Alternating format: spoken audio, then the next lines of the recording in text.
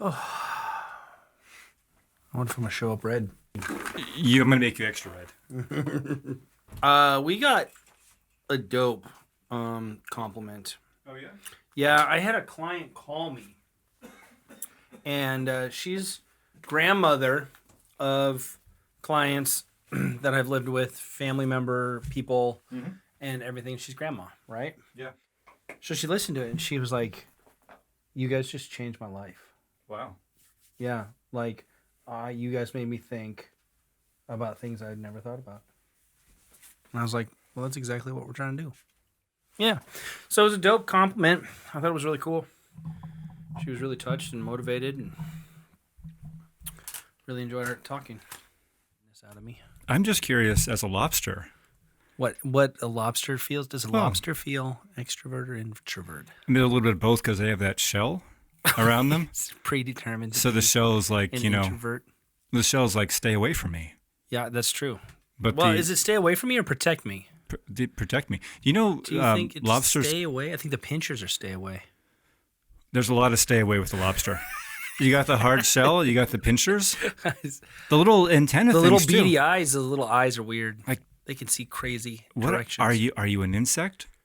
Are you water insect? I don't. Essentially, yeah. They're not a fish. No, they're not. They're a crustacean. Crustacean, yeah. Yeah. They're also prehistoric. They're prehistoric. They're prehysterical. I find them hilarious. Here, wait. I think we have laughter. That's applause. They like the joke. That's what that was. That was a bunch of lobsters with their pinchers clapping. Man. Okay, so you think that are they both introvert extrovert then? Well, because the softness on the inside is and they're delicious. Anything with butter is good. It's covered in butter. I don't know. Would I be good covered in butter? You would be great. Thank you. That's a nice compliment. I appreciate that. But usually you don't like my jokes. And also, parenthetically, anything is good with butter. That's true. It just makes it's everything not good better. for you, but it's butter's great for you. Is it? Grass-fed butter. Wow. Yeah. You feed butter. It's grass. Got conjugated. Yes, there's chunks of grass in each bite. I don't want to put grass in my butter. There's conjugated linoleic acid. We have carnivorous butter now. Vitamin K2. I think we're having two different conversations right now. So. You're feeding grass to butter. Oh, yeah, and you're extolling the virtues of what's actually in butter. Maybe. Yeah. But yeah, the crustacean, and maybe the crustacean is a linkage point. There's a linkage. Oh, now I'm listening. You've got my interest. The topic of what do you think Pinkie we're doing? In the bed. I didn't see that coming. Shameless plug. That was like a can of circus peanuts that all open up at once. It was. Yeah. I ate even big. Wait, we didn't do this though. Oh yeah. That's the outro. The outro's the intro. I thought the outro was the sad trombone. Okay. All right. So the topic is introvert extrovert. Topic is introvert extrovert, and the lobster's an interesting segue. I was just calling you lobster boy because you got a lot of sun today. Because I got a lot of sun today. Right. I spent all day working on a deck that was a foot tall, so like the back of me is all red, and then the underneath of me is definitely not. I'm warm just looking at you. I'm warm to the touch. Right. And then I got my jacuzzi today. Oh, you did? Yeah. So then I sat in 80-degree water. It was nice. Not 90. It was nice. It's not all the way hot yet, but right. That sounds very pleasing. But it was actually really nice. Yeah. All So. building up. But so the lobster is the representation of form of introvert extrovert in a way. I would think so. I mean, because the outside shell and the pinchers are like stay away, but the inside is soft. Yeah. Lots of legs to like do lots of movement and everything. It can tap dance for one. Can see a lot of stuff. I mean, it's really can tap dance. That would be a lot of shoes. Do they have 8 legs? I haven't. I lost count. 6 legs. I mean, if I had my phone, I could and Google 2 it. pinchers. Yeah, that's true. I have mine somewhere too, but screw it. It just doesn't matter. Yeah, that's true. It doesn't matter. It is an introvert extrovert. I would vote introvert extrovert. Yeah. So give me another animal that you think would be an introvert. A mole. Because it's going underground? Yeah. It's just kind of hiding out? In the dark. Mm-hmm. And it's got small, tiny little eyes. Right. It doesn't want to see. No. You can't handle the truth, mole. Okay, so that's an introvert. What about an extrovert? An extroverted animal? Yeah. I mean, I've met quite a few dogs that are pretty extroverted. Do you think they're extroverted? Many of them, yeah. I mean, where they're like Okay. gregarious, they like just want to come up and be around you. I was thinking like a cheetah. A cheetah would be extroverted. Right? I mean, it's a predator. Does predator mean extroverted? Ooh, No. That's an interesting. Wow, are we really getting deep all of a sudden? I don't know. Jeez. Does extrovert mean predator? Man, that's an interesting question. I mean, I don't think obviously Because you're conflating predator doesn't mean extrovert, but I wonder if you create. So I'm an extrovert, and I have lots of times that I have been seen as aggressive or the aggressor or the advancer to certain stuff. And I'm a really soft person and I care a lot and I have a lot of feelings towards people. Yeah. But definitely things get misconstrued, or I think because of my actions. Just like my movement of my body, the actions of my body, or my, excitedness, or my outwardness of my feelings or my emotions and everything. But everything for me, I think I've come to find out that I'm like the 3% on the scale of like 1 to 100. 1 being we're just going to say 1 is extrovert, and then 100 is introvert, right? I'm like at 3%. A 3%. Yeah, on that scale. I'm the extrovert. Okay. Maybe even extrovert. Like Yeah. it's crazy. People build me up, things build me up, activities build me up. I need zero rest, zero recuperation. So you actually derive energy from being around people, whereas an introvert might actually be exhausted by being around people. Yeah. I think it's more than just being around people, though, too. I think it's doing activities, because I think that there's an introvert wants to sit and read and, really, really calm pieces. I think bring them prosperity. Yeah. Where for me, bigger events, activities, strenuous activities. I mean, today I've had a very full day. It was beautiful. I built on my deck and I welded and I painted some and I got on my boat and learned about the boat. So I had a lot of learning today and test driving stuff, and then got back and tested the jacuzzi and, problem solved and dropped my kids off to school. And so, I mean, I just did like 8,000 things today, and I feel very, very accomplished and very rewarded. So I think that an introvert would like to do somewhat less of that. I mean, what you're describing also, though, is a flow state, because you went interchangeably from thing to thing to thing. Yeah, but introvert, extrovert, I mean, if we're trying to focus on that, I don't know if flow state is, I think it's binary. I mean, both people could have a flow state. Right. You're just flow calm or flow excited. I don't know. The way I'm seeing it right now in my mind's eye is the introvert could go into a flow state, but they would have to want to have a particular environment. Yeah. Right. So they would go, okay, well, I'm safe here, and within this environment, I can flow and I can be expressive. Whereas the extrovert would say effectively, you can put me anywhere. Yeah. And I can flow anywhere because I feel safe. I think my point years ago was that introverts don't exist. They do exist, but they don't exist in the sense that if you felt safe anywhere you went, and you felt supported anywhere you went, and you felt loved anywhere you went, and you felt like you could be yourself anywhere you went, there would be no introversion. You wouldn't be protecting yourself. You wouldn't put that shell around yourself. You wouldn't be trying to hide or wall off. And what led us into this conversation is I'm about to get into making video that I've been wanting to do for years. You know me forever. Yeah. I've been telling people for at least 2 or 3 years I'm going to start making videos. I've been trying to make videos for 10 years. And what's prevented that, ironically enough, is that I think that we're not one thing, right? If I put you on a stage and had you talk about like something you had no interest in, you might find introversion. You might have a really hard time with that. Yeah, you're right. Yourself. I mean, because if I'm not knowledgeable something, I become shyer, and then on top of that, then there's just the collision of what if I was talking to educated people in that field, and then now I'm embarrassed. So it's not like I still can't. Yeah, I mean, I could still get to the point where I have an introverted moment and I want to recoil and Go into your rescind shell. back and kind of protect myself a little bit. Yeah. You know. Yeah, and that's how I felt with making video, because it's so, like, what we're doing right now I love. And it's also I feel it buffered in some way because we're both up here. Do you think introvert and extrovert is an example of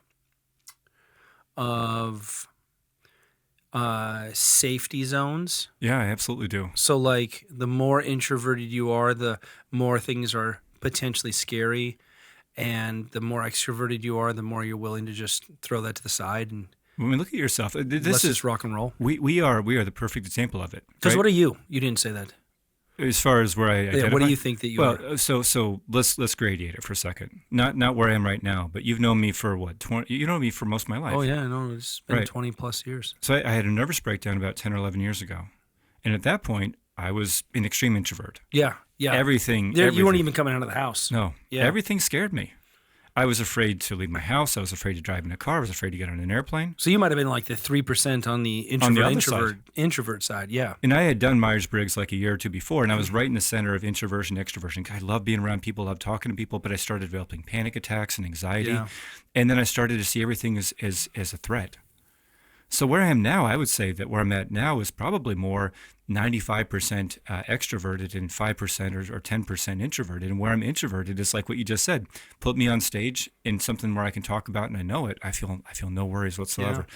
But when it comes to the format of video, and that's what you were speaking to a moment ago, that's where I feel naked and vulnerable.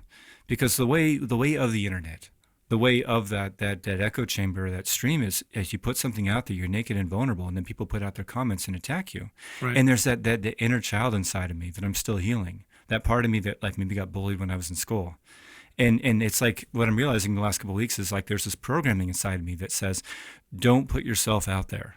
Someone might attack you. Yeah, As right. long as you remain small, no one can see you. Right. But the problem with that is that as long as we all remain small, we're not being the full expression of what we are. No, and that's very true. So, okay, so then that kind of brings up a question that I think might be really interesting. Mm-hmm. Do you think that there's introvert, extrovert two separate things? So like your personality, because you don't want to, and I wouldn't ever want to talk to introvert, extrovert like one's a positive and one's a negative. Oh, absolutely. Because that's not, I think, the piece of it. It's more of just how you recharge and how you regroup, right? Yeah. But I think that there is also some growth that comes into it that one could do, because I think an introvert potentially could be a little bit more shyer from an extrovert situation. Mm-hmm. But then there's got to be that counterpart where the extrovert is maybe a little more naive going into it and not so careful. So, Which I feel that there'd be negatives to both sides. Well, the extroversion could lead to introversion. Yeah. You think about that like as kids. Most kids are not introverted. No? Most kids are like balls to the wall. Hey, you're a kid, I'm a kid, let's play together. Let's do stuff, yeah. And then something happens. And we get in the way. Well, adults get in the way, other kids, other programs, and not to blame society and everything like that, but there's something that like is forming us, and when we get formed from suppression, or we get formed from being beaten by other people, like emotionally, physically, or otherwise, that causes us to go inward and protect. Right. So I look at the child, not all kids, some kids are more introverted than others, but I look at most kids as being extroverted. Most kids just want to run up to you and say hi. But there's a point that happens where they get formed. And then each situation creates more and more of that. So me, like when I was younger, I was a class clown. I was a class clown probably until junior high. And then I started developing health issues. And around 8th or 9th grade, I started developing panic attacks. And then I became a wallflower. Right. By the time I graduated high school, I was hanging out with the popular kids. I was going to parties and things like that, but I didn't feel like I fit in. So I was still hiding. And then I spent the better part of my 20s and early 30s hiding. And now at the age of 42, I feel like I'm not hiding anymore. But all those parts of me that are still feeling like I need to hide are coming to the forefront, and I'm having to love all those places inside me and say, you're safe to come out and express yourself. Well, I think that's probably the most important piece of that, is that it's safe to express yourself. Yeah. Regardless of how you want to express yourself, I think that people don't get enough reassurance that say it's safe to express yourself. You had spoke to children, right? Yeah. Having very, very little introversion. because they're just free to think and be, right? Yeah. One of my biggest philosophies is to harness the power of a 6-year-old. Like, So, like putting them on like a treadmill and like trying to get electricity off them. like actually collecting their tears and then collecting and making a crystal and potentially like using that to shine light through, and then you're going to see dreams. No, I don't Let's know. talk off camera. I've got some ideas. I'm so glad this came up. No, it's just like grabbing inspiration from children. Absolutely, yeah. Pure inspiration. Watch them, mimic them, act like them, pretend you're them. So I try to visualize and mentally put myself in the mindset of that a 6-year-old would be in whatever situation I'm in. And that gives me this bliss and this joy and this bewilderment, and I just try to take on that challenge that way. So it's really helped carve a lot of this free growth that I've gotten to do as I've grown up. And it's also helped with a lot of other pieces of those pies to make me a stronger, more well-balanced person because I get those expressions, I get those rejoice, I get that rejuvenation, I get that youthfulness, I get that naivety, which it was just a vacation from today's world stress and problems and all of those type of things. And really, in the end, whether you're an introvert or an extrovert, the question is how do you recharge? Yeah. And just make sure that you can get to that safe zone so you can recharge. And I just want to say whatever we can do to increase that safe zone. Right, to be able to play. Yeah. Yeah, that was something that a few healers over the years have said to me. They say, you don't play enough. And someone who's under a lot of stress is not playing. And life is meant to be played. It's meant to be, I look at life as a grand game. You think about the absurdity of everything we're doing, none of it makes any sense. No, not at all. No, let's try to like make more money so we can pay for our cell phones so we can use technology to order a latte. Who the hell cares in the grand scheme of things? Like, there are a few things that your body needs: eat, poop, and freaking make babies. Like all at the same time. If it was possible. I mean, my We're going to cut to film right now of all these things happening simultaneously. Right.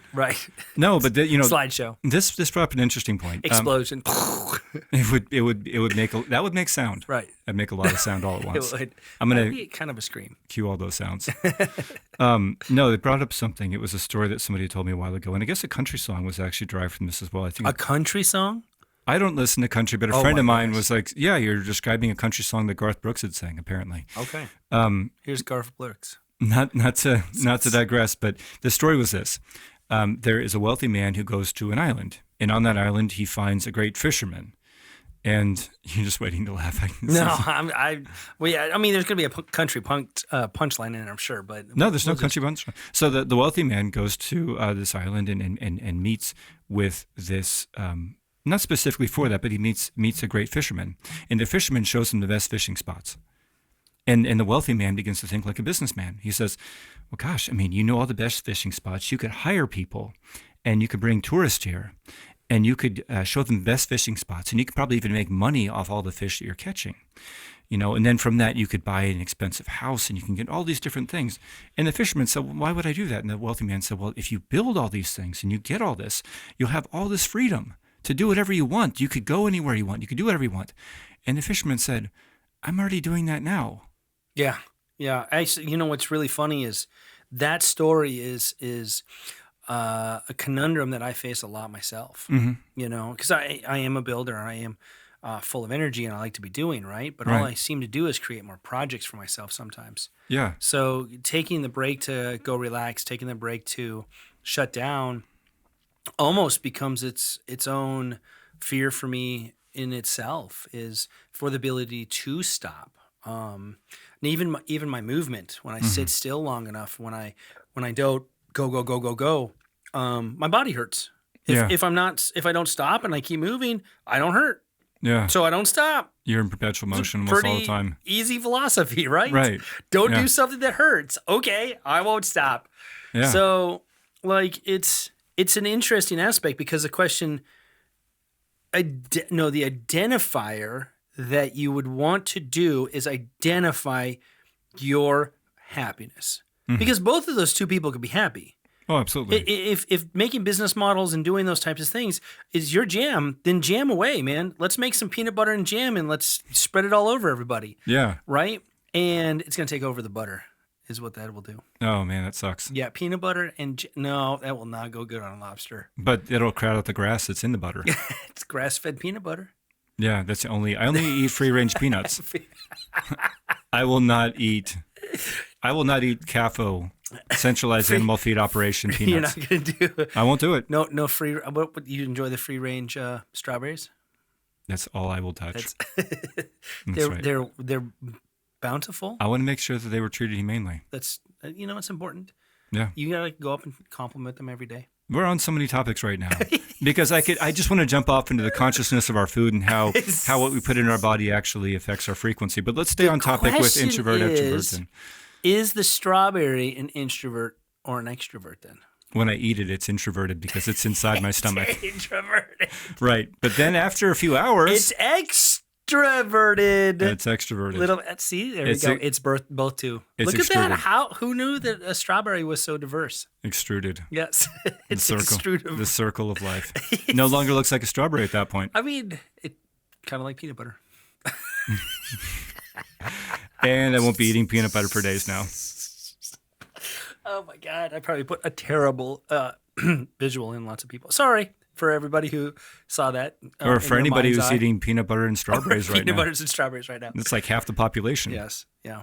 So, go ahead. No, so we touched upon 1,000 things right there. Yeah. One, the child is a model to us. Because I believe, so there's like this Taoist idea that... Only one? Well, there's so many ideas within Taoism. Oh, those guys are so good. They are very good. So the idea is you are a child, you become an adult, and then you become an adult child. That's not exactly how they worded it, but the idea is you're able to discern like an adult would, but you're still looking at the world through innocence. Yeah. And you're still looking at the world as opportunity or with excitement or joy. And if you're not looking at the world through excitement, the lens of excitement and joy, you might be looking at the world as a threat or as something that is fear-based. And then from that point, you're actually going to be moving inwards. If you break down introversion and extroversion, you're talking about either going in or going out. Yeah, right. So then we're asking the question, okay, what's causing us to go in? All right, what's causing us to go out? So in the right situation, someone who's introverted would be extroverted. You put that introverted person around people that they know and love.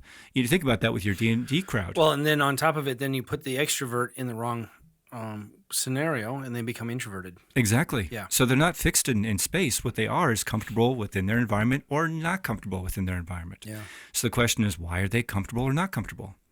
And it's a matter of feeling safe, feeling supported, feeling loved. I mean, I went to one of your D&D nights that you had. Yeah. And I would say that probably at least half the people there were probably more introverted. Some, yeah, absolutely. And to paint with a very broad brush, a lot of people that are part of the D&D crowd have historically been more introverted. Potentially. But within their groupings, it's a new resurgent, though. It's becoming pretty popular. I know. But it is an indoor activity, so yeah. I think all indoor activities automatically kind of attract people that are introverted to them, right? Maybe. Indoor activities attract... maybe. Calmer. Like, is there a certain... I mean, it's not like people can't go play baseball, go watch baseball. I mean, that's fine. People do that, but... Right. But we're talking about, like, with introversion and extroversion, we're talking about, does the light expand and open up, or does it kind of close off a little bit? If you want to think about it from your chakras or your energy field, an introverted person in the wrong situation would actually be like a light that kind of closed off, or like the lobster that went into its shell. Whereas the extroverted person in the right situation, or in their ideal milieu, would expand. Well, is it though, or is it the introverted person is going to? Because, like I said, that's why I think that there are two types of personas in those things, or two types of pieces. That it depends which one you're talking to, right? Because you can talk to fear, you can talk to, challenges and problems, but if you talk to recharge, right? So the introverted person is going to become bigger and stronger because they take that time for themselves, where an extroverted person is going to actually become stronger by doing things outside of themselves. It still comes down to the environment, though, doesn't it? I mean, one person charges more from smaller groups or by being alone, Right. and the other person charges more by larger groups or being out in the world. And So then it's just identifying. Then really, it's just identifying what is your charge. right, or looking at yourself not as a fixed state, because if I was basing it off of where I was 10 years ago, then leaving my house today would have caused me to be exhausted, or going to the office for the last several years would have caused me to be exhausted. Getting in a car was too much at one point. Well, but you just said something really fantastic today. Is that you were trying to tackle the videos, even though they were potentially causing you some duress and some things there. So, like, you were challenging yourself to not go back into your shell, Oh, right. But was that, I mean, lost in a computer or lost in a technology? I mean, that could easily be an introverted characteristic, and growing knowledge growth, like when you accomplish mastering the camera and your videos, that's gonna charge you. Right, and that's the irony is if I make some of the greatest videos that ever existed for whatever topic I do, it's really still been about mastering myself. Yeah. It's been about working over a hurdle or a fear. And it's not as though I need to go like into a snake pit or go charging after a tiger, but whatever within reason is causing us to go inward or causing us to close off, it benefits us to examine. When I was going through all the anxiety years ago, I called it slaying all these imaginary dragons. I had a dragon that I had to slay in order to be able to drive on the highway again. I had a dragon I had to slay in order to be able to get on an airplane again. And the thing about it was I didn't slay them through physical force or attacking it. Right. I slayed it by meditating. I would get on the airplane, my heart would be pounding out of my chest, and I would meditate. I'd close my eyes, I'd put myself in the meditative state. With the car thing, I would focus on my pelvis or my feet, which is grounding my energy. I would ground my energy down. I would focus on my breathing. I would let myself let go. And I'd be driving on the highway sometimes. Sometimes I let go of the wheel. Great. Great. Obviously, I was not going to like hit anybody. Obviously. Obviously. Maybe. Maybe you were just asleep. I was asleep. No, but it was trying to control is what was actually exhausting me. Okay. And letting go is like the ultimate freedom. Yeah. When you think about like, I think really then it's what will let you go to be free. Yeah. Well, and that's actually why I think you feel so free, is you are able to let go in so many situations. Yeah. I mean, I do feel like everything I do builds my strength, builds my inner strength constantly. Yeah. Through activities and through conversation and through my work. I feel very fortunate in those types of things. I meet tons of personal connections. So the extrovert in me that wants to have conversations with people, God, I get fulfilled all the time that way. That's super awesome. Yeah. And that's my partner Arna and I were talking today. We were on the trail at James A. Reed, and there was this older guy that looked like a giant gnome. And we were lost, and she thought he was like a forest elemental or something along those lines. He was adorable. I wanted to put him in my pocket and just take him home with me.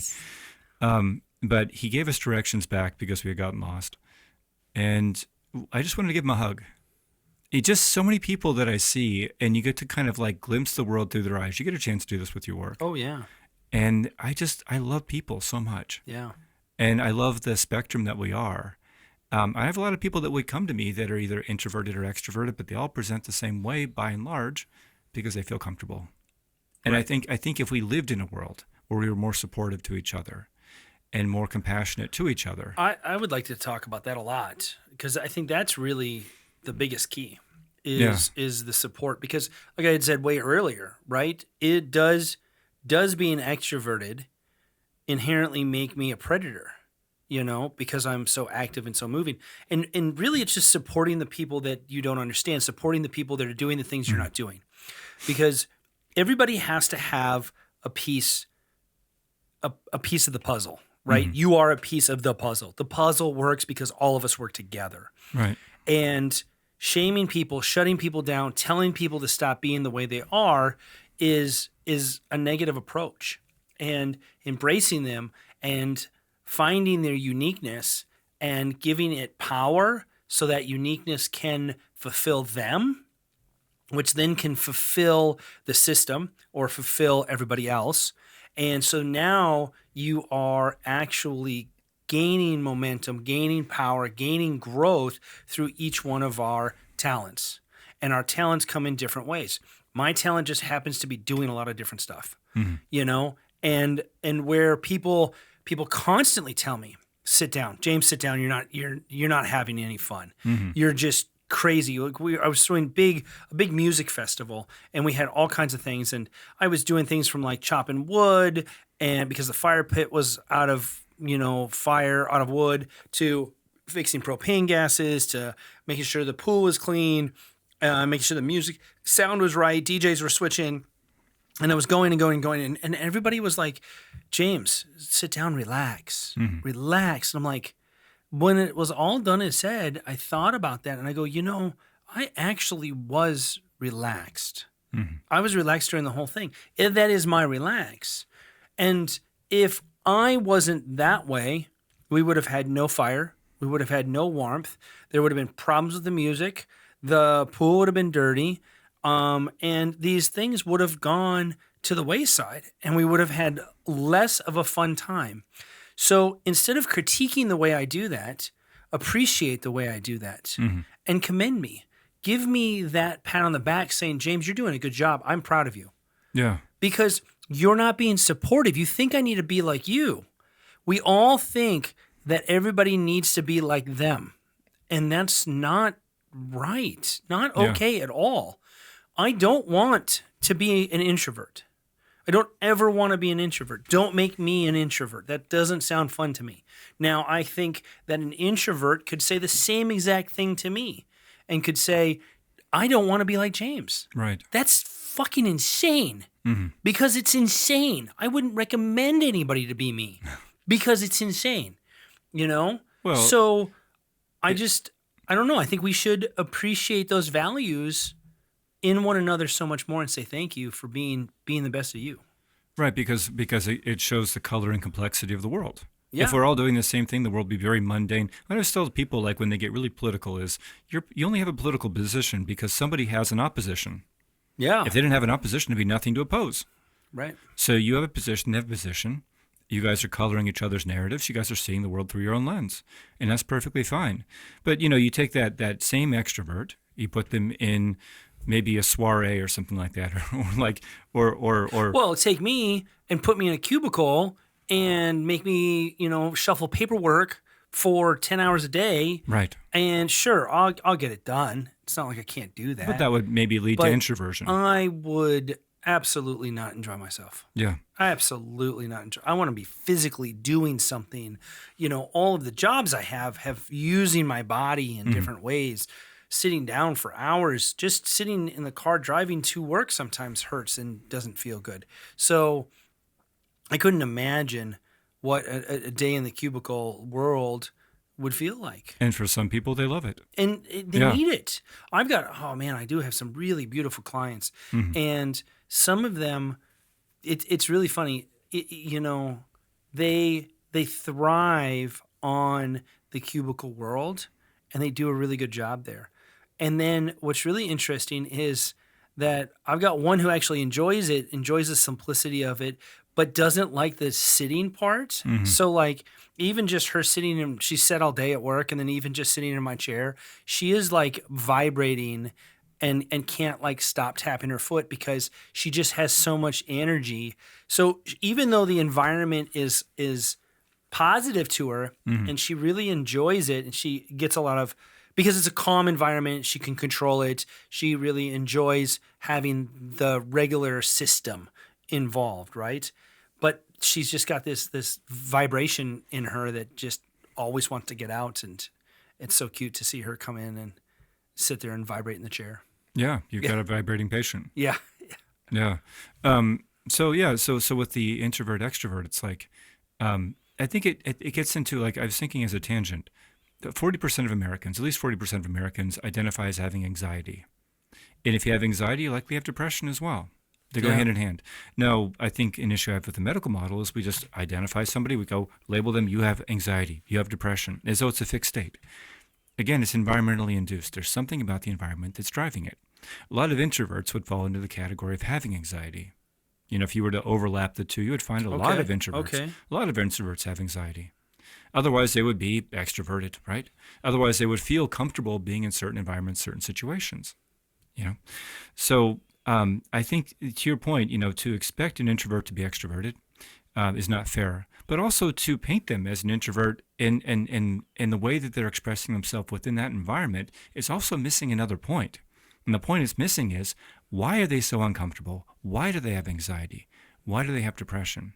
These are environmentally induced factors. Yes, there can be genetic components. Right. But why is it, as a society, we produce so many people that have depression and anxiety? If you look at tribal and indigenous people, they don't get depression unless you displace them from their land, unless you displace them from their ways. Well, and stick them in a box and then make them do what we think is normal. Yeah. I mean, look at the Native American. If I couldn't walk around and go enjoy my life, and I had to just follow a system, but yet I knew surviving was my... Just think, every day was a risk. Yeah. Every day was a risk. How exciting is that? And it's terrifying for some people. But when that's your life, and your life was just here to survive, I need to kill an animal today. I need to figure out how to make fire. I need to, put my shelter up. And then we're going to move in 3 weeks, or 6 months when the seasons change. Just imagine how exciting life is. Because every day you got to survive. Yeah. And then now you just have to, go sit in a cubicle, go sit at, whatever your job is that's what's so tough is that let's just hope we find a glimpse of a job that we think is important or that we value enough, because if you don't, then you're just literally doing something that you could potentially hate, and that's torture in itself. Well, in order to be safe. Mm-hmm. Yeah, what you're describing is as a hunter-gatherer, imagine life was exhilarating. Yeah. There's an animal, you're chasing the animal and animals are chasing you. And that's just it, hunter-gatherer right there. Yeah. That's extrovert, introvert. How so? Hunter is going to go out and they're going to be extroverted. They're going to be chasing things. Gatherer is going to stay close. They're going to just want to protect and kind of have some of these more let's just gather all the stuff and make sure we've got it all protected. Mm-hmm. And where the hunters are going to go and they're going to have to attack and they're going to have to risk things and they're going to have to trap and set up traps and stuff like that. It's just a commonality of introvert, extrovert in that duality and how important it is. But we talk about it all the time, hunter-gatherer. That's super normal. Right. But you can actually flip that too. You could say that the hunter, if you're having the hunter become the gatherer and the gatherer becoming the hunter. Yeah. If the gatherer was becoming the hunter, they might be more introverted than that. If the hunter was having to then be the gatherer. So this gets into an interesting topic. So I wonder, go ahead. Well, I won't do my tangent just yet. You can do your tangent. Yeah. But the jump off would be, is introvert extrovert really about proper placement? Yeah, that's fantastic, because that's exactly what my thought was. Yeah. Are we maybe just doing the wrong thing? Yeah, it's something that doesn't fit. And because it doesn't fit, it's not fulfilling. We're shutting off in some way. All extrovert introvert is. You got so excited, by the way. It was like a little explosion. I love that. It's not the same thing as a pregnancy going to the bathroom and then the strawberry turning into peanut butter explosion. Right. But it was pretty close. It's pretty close. Yeah, because we all have our enjoyable factors. Mm-hmm. And it's when we're not enjoying that factor that we don't thrive. And that's then where depression comes into play. That's where anxiety comes into play. You have no anxiety about doing your favorite thing.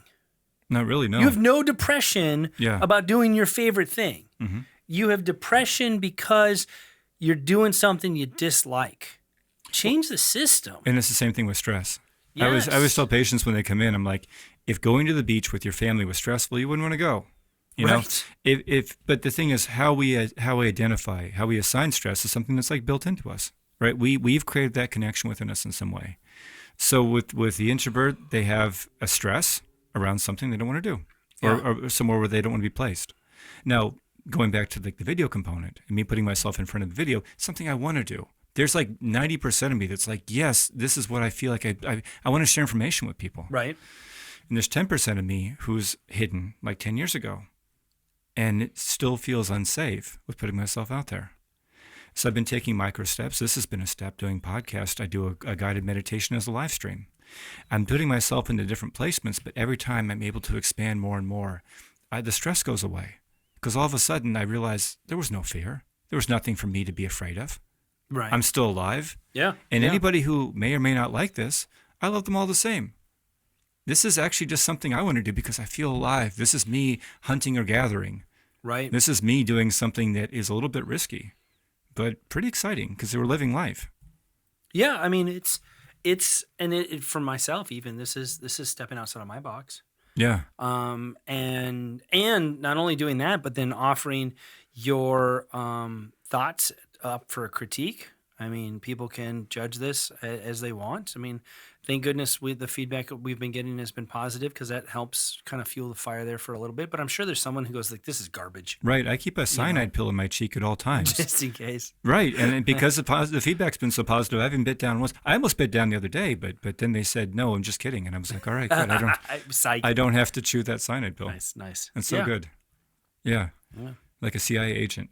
Do you think, okay, so what do you think is going to happen as you get further into these videos, right? Do you think that that's going to potentially, so is the goal going from introvert to extrovert? Is that just an example of going from something that closed to open kind of a deal? Mm-hmm. Yeah. Like I said, I still want to kind of always throw in the idea that, introverts just really gain power from being in a closed system. Right. So power is still important. It is. But some introverts would then identify themselves as empathic or feeling their environment around them. That was another issue that I had, and I've learned through energy work and through meditation how to move energy around me. So let's take it this way. You've met people where they feel exhausted when they're around a lot of people. Mm-hmm. Or when someone's sad, like they feel sad. They just naturally pick up their environment. They don't know how to filter it out. And so, I've got a family member, you know him, but where he prefers to be at home. He likes to play video games, likes to watch movies and TV. That's his jam. The outside world doesn't feel quite the same way. He doesn't feel, or hasn't felt for much of his life as though he's loved and accepted. So he's gone inward. And for me, for many years, I developed humor when I was younger because if people were laughing and joking, they felt better and then I felt better. Yeah. So a lot of it was like heavy environments and things like that I would take on, I would become. Through meditation, I've learned how not to absorb that, how to actually move it into a higher state or release what I feel around me. But not everyone can do that. Yeah. Some people are like, this environment's toxic. I have to go to it every day. I have to go home to decompress or to recharge. It's a reason why people go on vacation and things like that too. They need an environmental shift because the environment they've been in has been. Yeah. So then do you think it's just a matter, so, the test, all of this Myers-Briggs and all of this stuff is potentially the ability to give you the knowledge that you are something, right? Yeah. Because if you don't know that you're something, you can't help anything. Yeah. Right? Yeah. So then these are set in place to potentially help identify who you are, how you might think, and then give you the ability to have the answers to grow, right? Yeah. Because here, if I do this way, if I'm an introvert, and then I do it this way, then at least I understand kind of what that collision is and why I'm having a problem. Or if I'm an extrovert and I do it this way, then maybe I kind of understand that, I'm running away or I'm hiding behind something else. So in the end, it just becomes a tool to be able to grow your own knowledge and understanding, to be able to get out of your box. Right. Get out of your, closed off room where you feel hidden or afraid. Yeah. Right? Yeah. So like the Enneagram and the Myers-Briggs can be wonderful tools. But my issue with that is labels. Oh, okay. Plain and simple labels. Because again, I can never, get them off my finger or make them stick to the bottles. They get everywhere. They just labels just. You know what? You're right. Suck. New topic. Let's talk about. Can we talk about labels for a second? It's all about labels. I'm tired of them. I'm tired of plastic. sticky labels. telling me what to do. Stop telling me what to do. Exit sign. I don't want to exit. Right. Entering. Rinse, lather, repeat. I don't think so. I'm leaving the shampoo in my hair. I haven't washed the shampoo. I don't have to buy shampoo because I just put it in my hair. There you go. See, and then you sweat and you can just like start scrubbing. It's always clean. Yes. Yeah. No, labels. Labels are like if you get labeled with a disorder. Like I was diagnosed as having general anxiety disorder when I was younger. I don't have that now. I'm not anxious 99.99% of the time. Yeah. But because I changed my diet, and I changed the way I operate within the world, the way I look at things. So where does this have benefit? The Myers-Briggs and things along those lines. This is my opinion. This is not. Right. I'm not a psychologist, psychiatrist, but where my feeling is you have brought this into your consciousness. You are now aware of this. Right. But if I did the Myers-Briggs today, I would not test the same as I did 10 years ago. Now, it's not multiple personality. I've evolved as a being. Well, we should theoretically be changing. Right. We're not in a fixed state. Experience, so then, therefore, you're going to have new information to give you resolution for tomorrow. Yeah, we have our predispositions. Don't get me wrong. Yeah. But to say that we are fixed in a point in space, I have a friend who has manic. He's a manic state. Usually goes manic depression, but he's more manic. Okay. But it only happens after he's dealing with post-traumatic stress, or when he hasn't slept, or when he's consumed a lot of caffeine or sugar. Yeah. There's environmentally induced factors. I wonder how no sleep combined with caffeine and sugar seems to work really well. It works incredibly well. Yeah, I had somebody a long time ago. They were like, I don't know why I can't sleep and I'm really on edge, but I drink like 5 Red Bulls a day. Yeah. Don't know. It gives you wings because it kills you. Man, I wish I could pinpoint.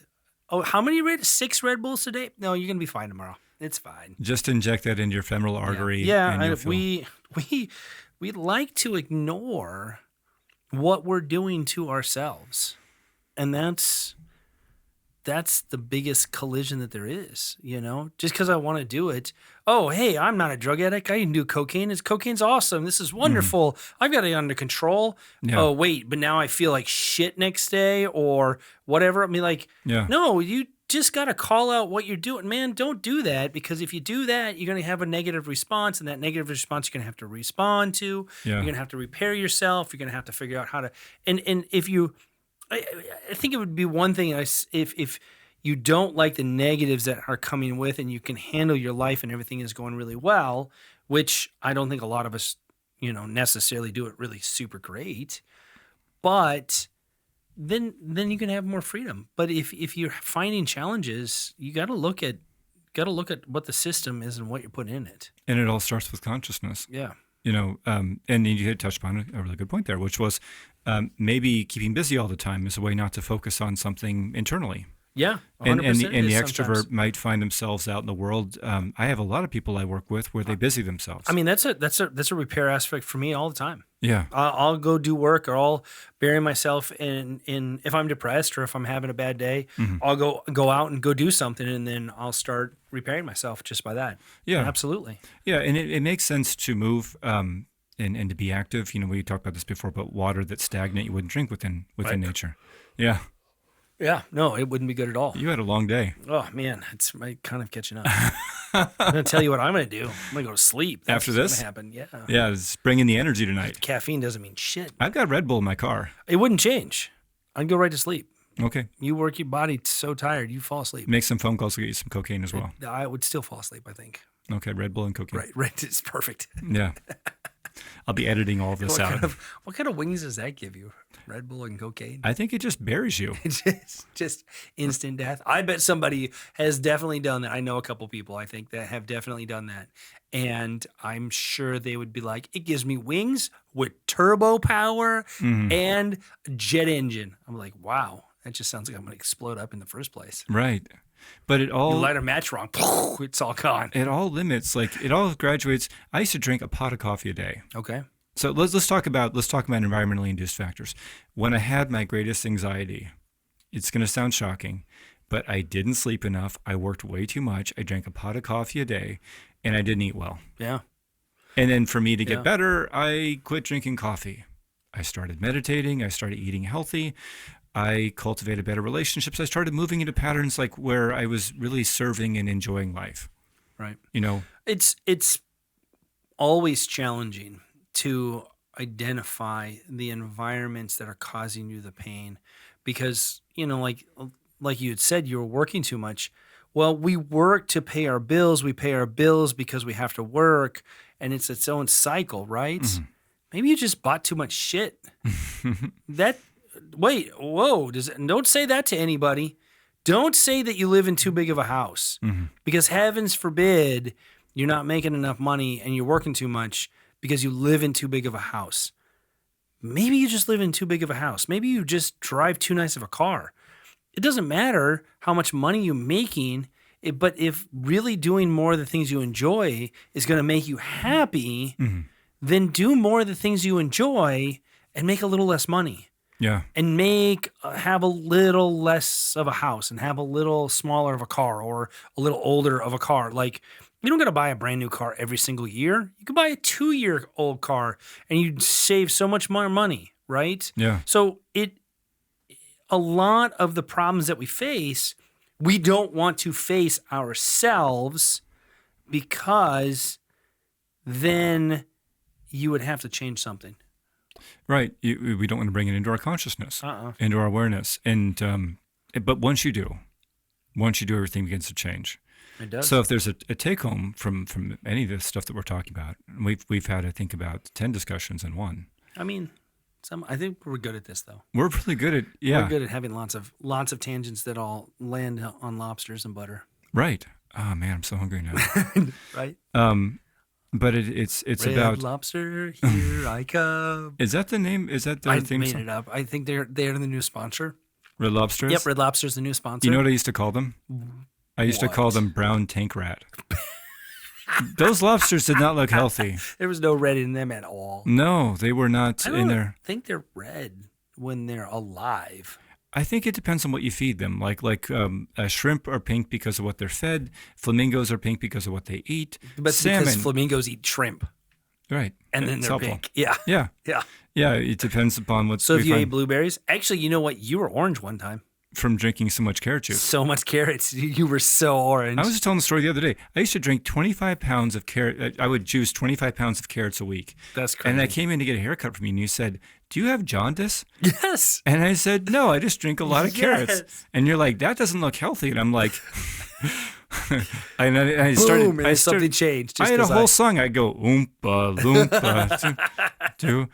I had a bunch of other people that I had drinking carrot juice with me as well. But I mean, and carrot juice is not 25 pounds. Don't drink 25 pounds of carrot juice a week. Oh, it's wonderful. Oh, I kind of want a cup right now.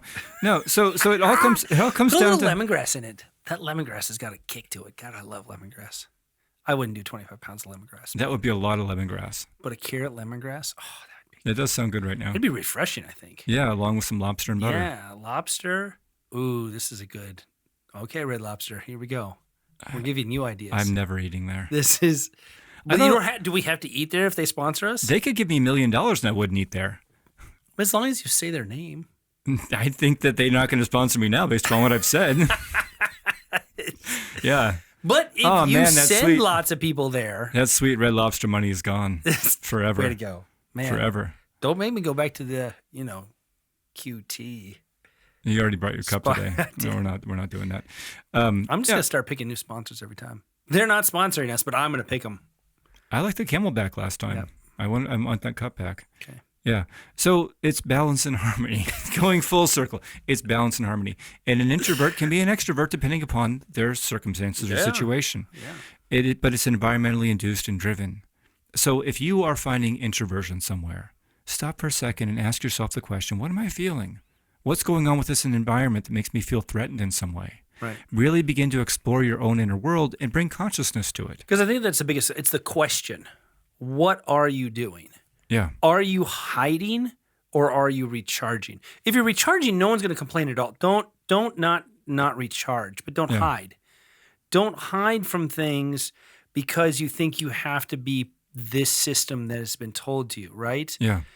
Go do things that make you feel strong, identify the strengths, and then surround your life around those strengths, and then you won't hide from any of it. Yeah, totally. Yeah, I and if you know what your strengths are, being a library and reading books, and you just go be the best librarian ever and read a bunch of books.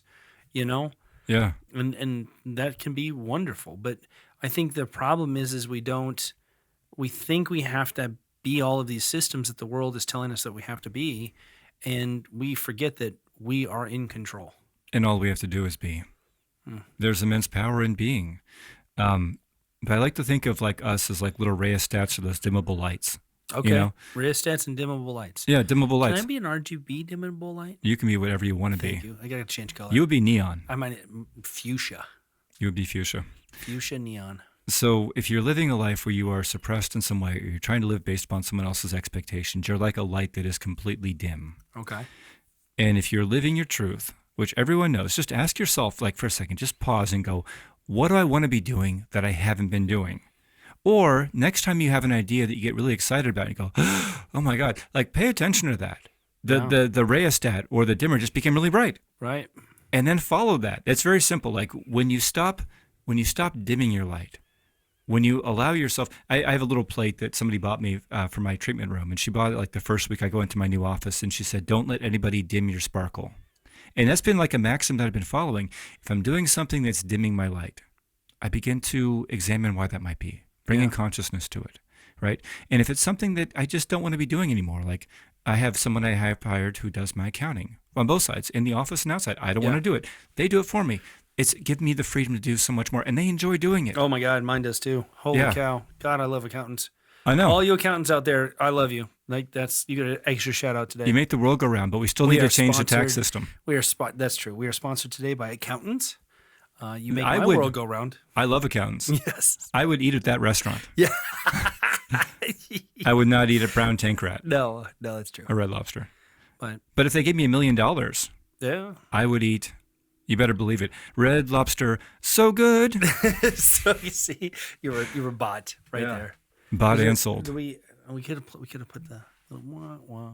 Oh, at the very end, like the. Yeah, I think that would have fit there. We gotta work on our That's sound. such a sad trombone. It is really sad. I just picture a guy playing the trombone with like tears streaming down his face. So in that aspect, in retrospect, retrospect. I don't even know where that came from. I don't either. Do you have a button inside you that just you press and it goes retrospect? Retrospect. Yeah. Maybe. I got several buttons inside. That really identify your self-satisfaction. Find the love that is you. Not something that's been told to you. Right. Just stop. Not someone else's story. Somebody else's story. Yeah. It's not ever going to work. It's not ever going to work. And approval seeking, it doesn't work. No. So even if you follow someone else's story, like I always say all the time, like unconditional love is the only love, right? And that's something we get from within ourselves. So if people who have never experienced unconditional love, if we're trying to get approval from them and they aren't able to express it within themselves, good luck. Yeah. So if you're living someone else's story, stop doing it. If you get really excited about something, listen to that. Where do you open up? Where do you expand? Go explore the world. Go have fun, right? But don't seek approval from other people and don't follow someone else's story. No. But listen to when you open and expand and just know that you are everything. You are the entire universe. You are everything in a little physical container. You're already perfect. You're already whole. Just by being, you are enough. Yeah.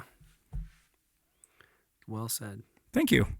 I like it. I practiced that. Oh, it's rehearsed. Maybe that'll be my first video. There we go. Well said. I'm ready now, I think. That's your next video. This is very therapeutic as always. I love it. I always get so much out of these conversations we have. It's kind of stimulating. That's a funny thing. Like anybody listening to this thinks that we're doing it for like an audience. We're doing this for ourselves. Yeah, by the way, we just happened to turn the recorder on accident. This is a therapy session for James and I. That's what you get. It's welcome to James and Ben's therapy session. Pinkie and the Ben. Yay. Therapy session. Therapy sessions for ourselves. Therapy session. You can believe in. I mean, you get to see us work through shit, so, you know. Right. That was something else, too. If I can end with one more tangent. One more. And then We've had a lot today. I know. It's this idea that, like, when I go in a room with somebody and I get into healer mode, it can sound channeled, it can sound prophetic, and it's beautiful. But what I have to remind myself too, I get in the world, I can be really hard on myself. It's okay to be human. I heard this quote a while ago. It was, we aren't humans struggling to be souls or spirits or spiritual. We are spirits. We are souls struggling to be human. Oh, yeah. To be human is to err, but to err is to learn from the mistakes and grow. But just be and enjoy yourself. You are already perfect and whole on whatever spiritual or consciousness level you are at. But enjoy the endeavor of being human and be as messy as you can be with it. Oh, my God. That's Get mud on yourself. Be messy. That's beautiful. Yeah. Be messy as always, man. Okay, so everybody go out there, be messy. Right. Get some dirt on your pants. Jesus, get some dirt. And get some red on your shoulders. Be Lobster Boy over here. Yep. They can be sun. They can be dirty. Yeah. I love it. All right. I love you. Yeah. Now see, said tandem. Love you. I know. We said it in concert. It's stereo. Right. Everybody else was like, "Whoa! It sounded so beautiful." It was just one voice. We are one. Well, yeah. It's always been a pleasure. All right. Love you guys. Thank you for listening. Thank you, everybody. And this has been... And Pinkie. And the band. Thank you very much for listening. Wow. I mean, we sound excited.